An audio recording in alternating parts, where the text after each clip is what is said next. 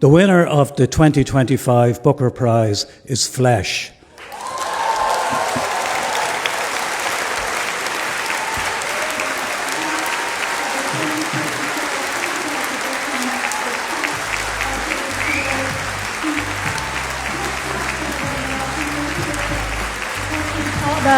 And his publishers and supporters making his way to the podium now. A story of a Hungarian young man who moves to London after serving in Iraq.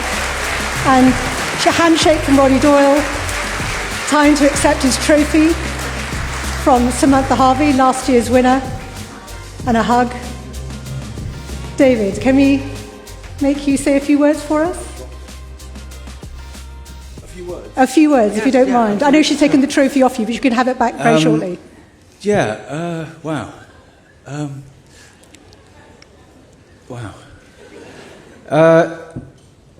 I think the first person I would like to thank is Alison, the wonderful publicist at Penguin Random House, because she made it very clear to me that I should prepare a few words a few days ago, and now I'm wondering what she knew at that time.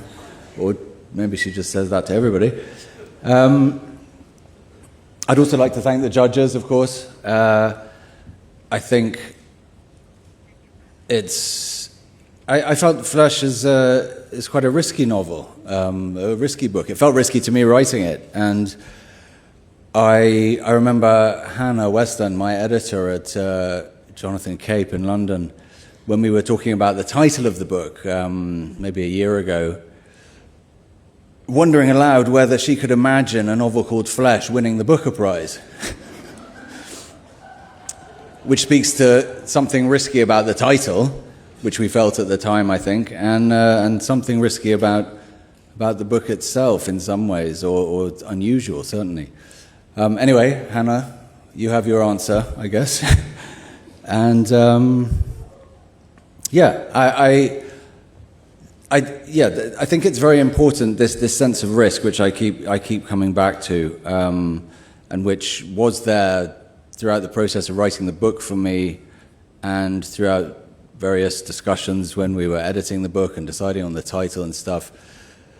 There was a sense of risks being taken, and I think it's very important that we did take those risks. I mean, obviously, it's easy for me to say that now, but I felt that, I think, all along, because I think fiction can take risks. I think it's one of the things that it can do. It can take aesthetic risks, formal risks, perhaps even moral risks, which many other narrative forms can't quite do to the same extent. I think part of the reason for that is just that novels are so relatively cheap to produce. All you need to do is keep one writer supplied with coffee and a few other essentials for a year or two, and you've got a novel. I mean, it's almost free, which means these risks can be taken. And I think it's very important that the publisher, the novel-making community, if I can put it like that, embraces that sense of risk rather than shuns it. One person who definitely doesn't need to be told to embrace risk is my agent, Anna Weber, who I hope feels vindicated in her own risk aversion by a second consecutive Booker winner, which I hope that inspires in others the sort of strategic patience that Anna has always been willing she has been so patient with her writers and has taken risks in the sense of taking on writers who aren't perhaps immediately, obviously, going to be winners tomorrow or next week, but who knows, maybe 10 years from now.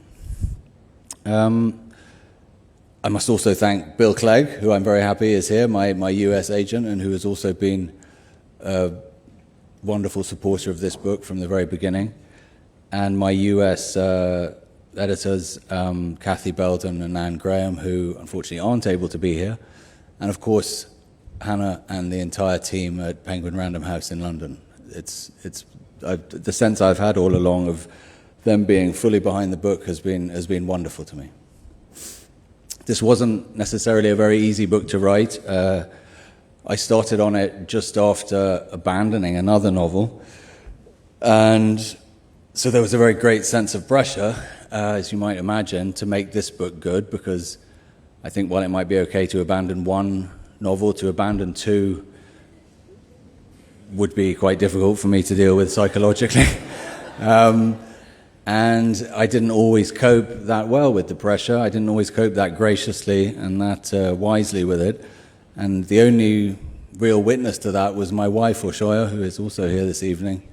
And I just want to thank her for sharing that experience with me. And I'm sure she is as bewildered as I am by the fact that those rather bleak times and this glittering evening are somehow part of the same process and the same experience, but it seems extraordinarily that they are.